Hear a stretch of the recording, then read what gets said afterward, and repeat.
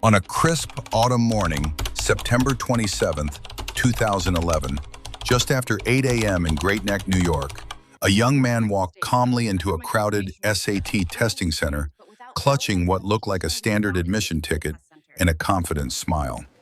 His name was Sam Eshigoff, a 19-year-old high school graduate whose reputation as a top scorer made him almost invisible in a sea of anxious teenagers. What the proctors didn't know was that Sam wasn't there to take his test. He was there to take someone else's, and he'd done it many times before.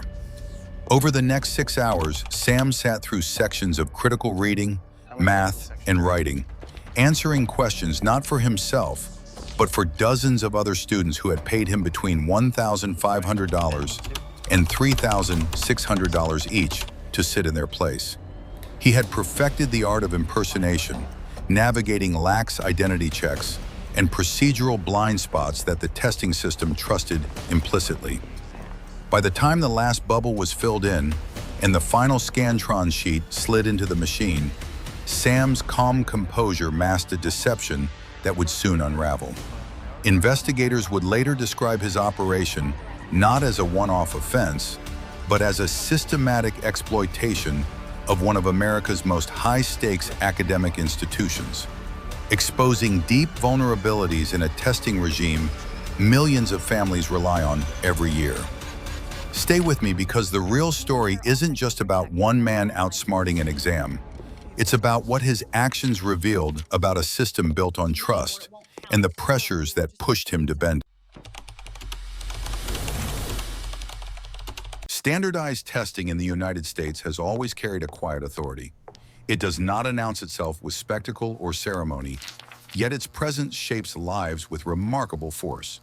From an early age, students are taught, implicitly and explicitly, that these exams matter.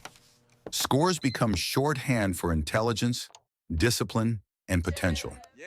They determine admissions, scholarships, and, in subtle ways, social standing. By the time students reach high school, the SAT is no longer just a test.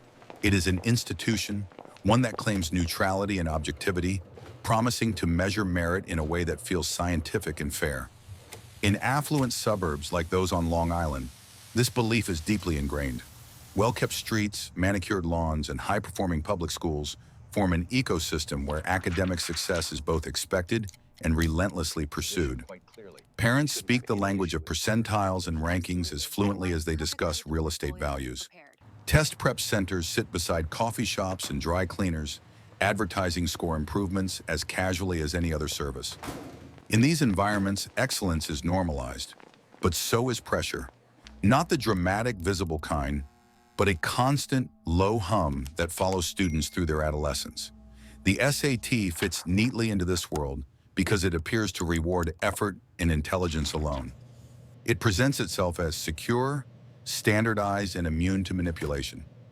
Identification checks, sealed test booklets, and rigid procedures give the impression of a system too large and too regulated to be compromised by any single individual. Most families never question this assumption. They trust the process because they want to believe that outcomes are earned, not engineered. It is within this atmosphere that Sam Eshigoff grew up. A strong student by any conventional measure, he understood the mechanics of standardized testing early on. He was not defined by rebellion or defiance, but by familiarity. He knew how questions were structured, how scoring worked, how time pressure shaped performance. To him, the SAT was less an abstract measure of ability and more a system with rules, patterns, and vulnerabilities. Though at this stage, those vulnerabilities were still theoretical. Sam's upbringing mirrored that of many students in his community. Competitive schools, college-focused conversations, and an unspoken understanding that success was non-negotiable.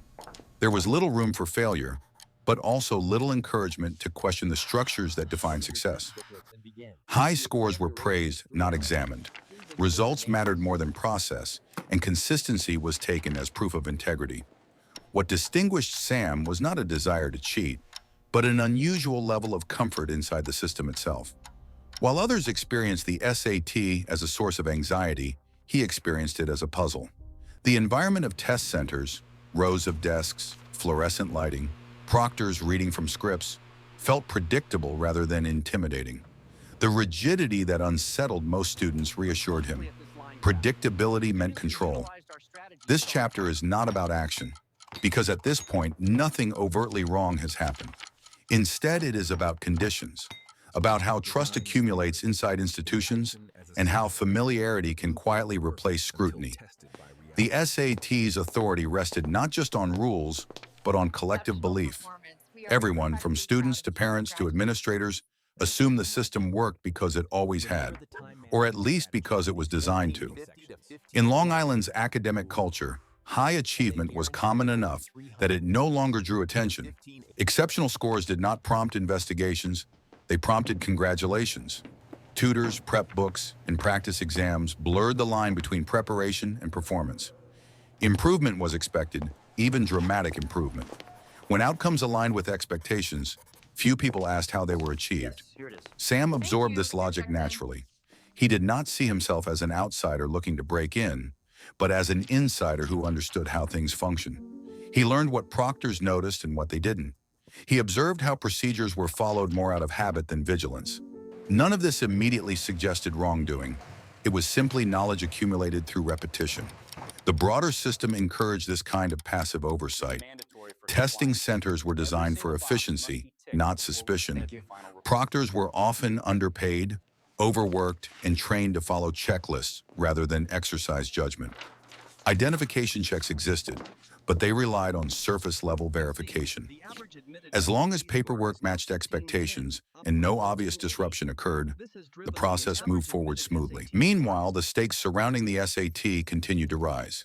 College admissions grew more competitive, and scores became increasingly decisive.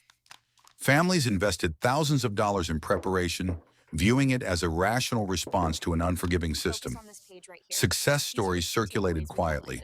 Students who cracked the code, who mastered the test through strategy rather than raw intellect. These stories reinforced the idea that the SAT could be managed, optimized, even gamed without crossing any explicit ethical lines. Sam's place within this culture was unremarkable on the surface. He was not isolated or desperate. He did not face academic failure or social exclusion. What he possessed instead was a deep understanding of how trust operated within large systems. He recognized that authority often depends less on constant enforcement and more on the assumption that rules will be followed. This realization did not arrive as a sudden insight. It emerged gradually, through observation and experience. Each successful test reinforced the idea that the system rewarded outcomes, not scrutiny. Each smooth administration suggested that no one was looking too closely because no one expected to find anything wrong.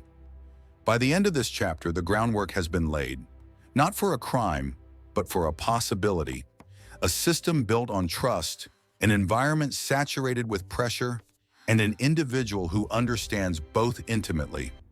The SAT stands tall, confident in its design and reputation. Sam stands within it, indistinguishable from every other high-performing student. Nothing has been exploited yet, nothing has been violated, but the conditions are in place, and the balance between oversight and assumption has quietly tilted. In the next phase of the story, that balance will begin to matter, not because the system changes, but because someone realizes it doesn't have to. By the time Sam Eshegoff first agreed to sit for an exam on behalf of someone else, the act itself did not feel dramatic. It did not resemble a crime in motion or a moral breaking point. It felt procedural. The system he had come to understand so well appeared unchanged, indifferent to who occupied each seat as long as the paperwork aligned. That first decision emerged less from impulse than from recognition. The realization that nothing in the testing environment was designed to stop someone who knew exactly how it functioned.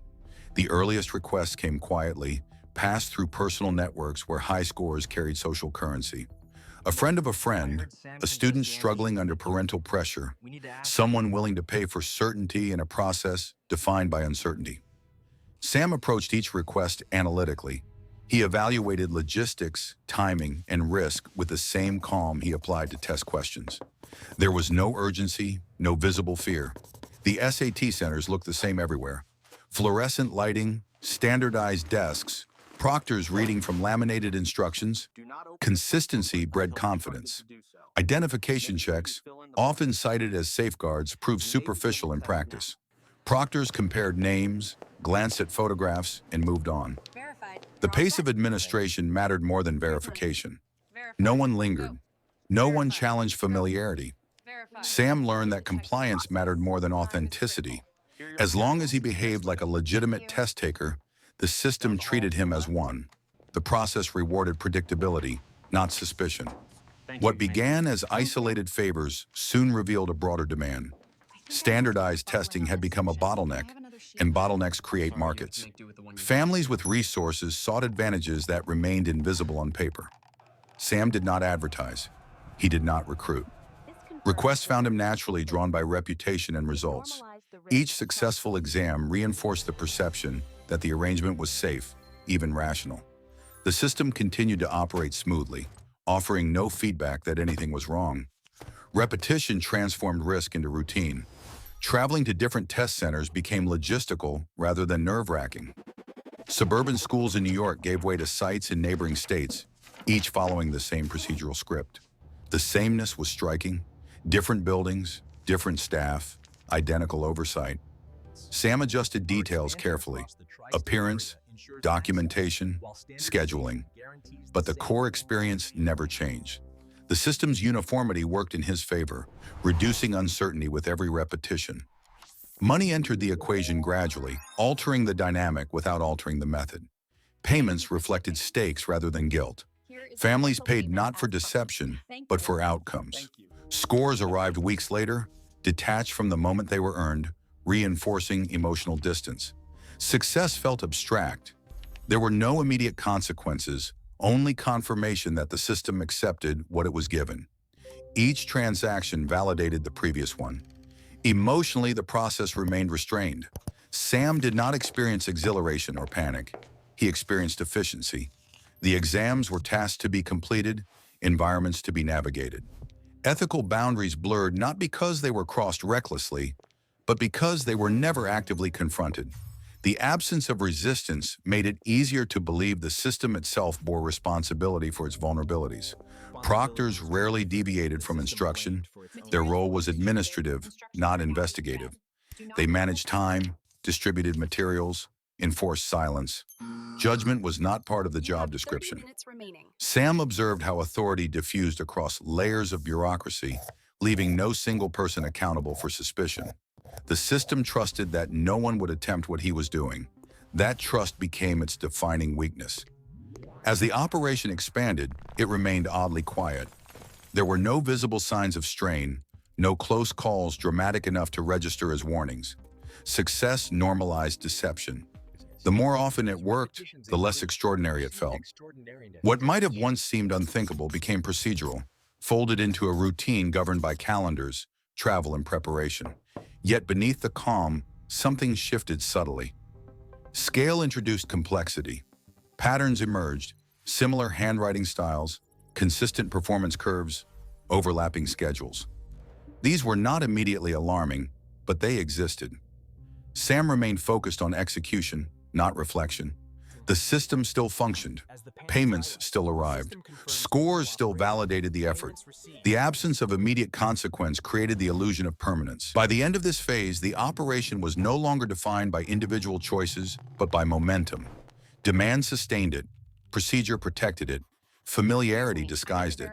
The deception had become embedded within the system's own rhythms, indistinguishable from legitimate participation. What began as knowledge had become leverage, quietly applied within a structure that never expected to be tested in this way. Scale changes everything, even in systems built to ignore individuality. For months, the SAT results Sam Eshegoff produced moved quietly through databases, indistinguishable from millions of others. Each score arrived alone, detached from context, processed by machines designed to validate accuracy, not intent. But when volume increased, patterns began to form. Not dramatic anomalies, but subtle consistencies that only appear when repetition accumulates.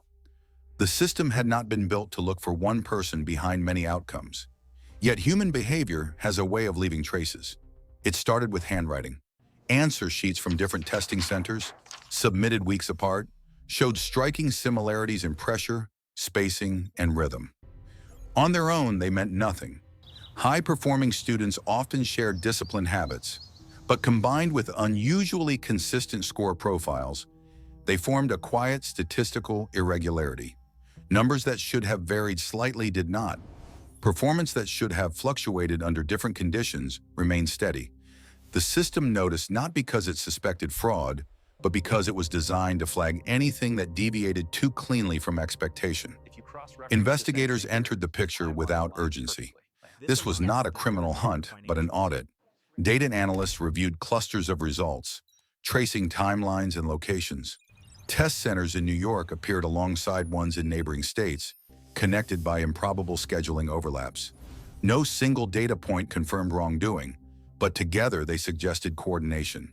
The illusion of randomness dissolved under scrutiny. What had once seemed like independent successes now looked connected. For Sam, the exposure did not arrive as a sudden shock. There was no dramatic interruption during an exam, no immediate confrontation. Instead, the atmosphere shifted subtly. Requests slowed, questions arose. Administrative reviews expanded quietly behind the scenes. The same procedural calm that had enabled the operation now worked in reverse, methodically narrowing focus. The system was not angry, it was attentive.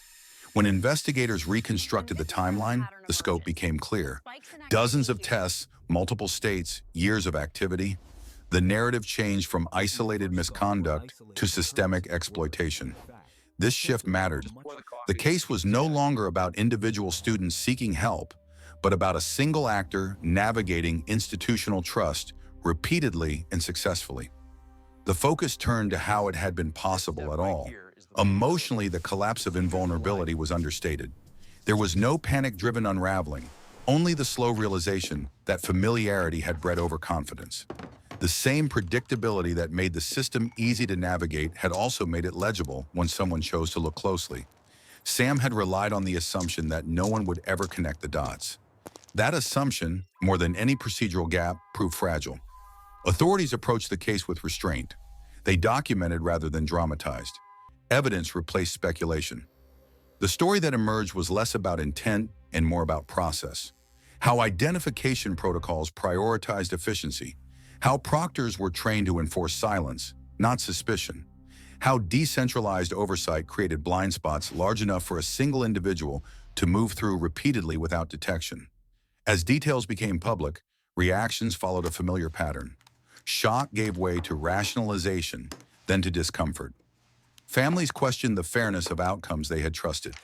Institutions defended their safeguards while quietly revising them. The SAT itself remained intact, but its aura of invulnerability dimmed. The case revealed not a broken system, but a human one, capable of precision, yet dependent on assumption. For Sam, the exposure reframed his actions. What had once felt procedural now appeared consequential. The distance between action and impact collapsed. Scores that had seemed abstract were now linked to real admissions decisions, real opportunities altered. The system's neutrality had masked those effects until accountability intervened. In the end, the story resisted simple conclusions. It was not solely about deception, nor solely about oversight failure. It was about alignment between intelligence and opportunity, pressure and trust. The SAT remained a powerful tool, but no longer an unquestioned one. The case demonstrated that systems designed to measure merit must also anticipate mastery, not just compliance. As attention faded and reforms quietly took shape, the broader lesson lingered. Large institutions do not fail loudly. They fail softly, through assumptions that go untested until someone tests them. Sam Eshegoff did not dismantle standardized testing. He revealed its contours. And once revealed, they could no longer be unseen. By the time the case formally concluded, there was no dramatic courtroom spectacle and no cinematic resolution. In September 2011, federal authorities charged Sam Eshegoff after a detailed investigation, confirmed that he had impersonated students on standardized tests across multiple states. He ultimately pleaded guilty in a New York court to charges including conspiracy and fraud, admitting that he had taken exams for other students in exchange for money. The facts were not disputed. The system had been exploited repeatedly and methodically, and the evidence was complete. In 2012, Sam was sentenced to 2 years in prison, a penalty that reflected not only the financial fraud involved, but the broader damage to institutional trust. The sentence marked a clear boundary. Intelligence and preparation were not crimes, but impersonation and systemic deception were. Several testing agencies revised identification procedures quietly afterward, tightening protocols without public fanfare. The SAT itself continued, but with less innocence than before. There was no celebration in the aftermath, only recalibration. Colleges re-examined affected scores. Families confronted uncomfortable questions about pressure, ethics, and entitlement. The case did not dismantle standardized testing, but it stripped away the assumption that size alone guarantees security. Sam Eshikoff did not disappear into myth or legend. His story remains a documented reminder that even highly regulated systems depend on human behavior to function honestly. When that behavior aligns with exploitation instead of trust, the consequences ripple outward, measured not just in legal outcomes, but in credibility lost. The ending ultimately was not about one student outsmarting a system. It was about a system learning, belatedly, that understanding it too well can be just as powerful as breaking it.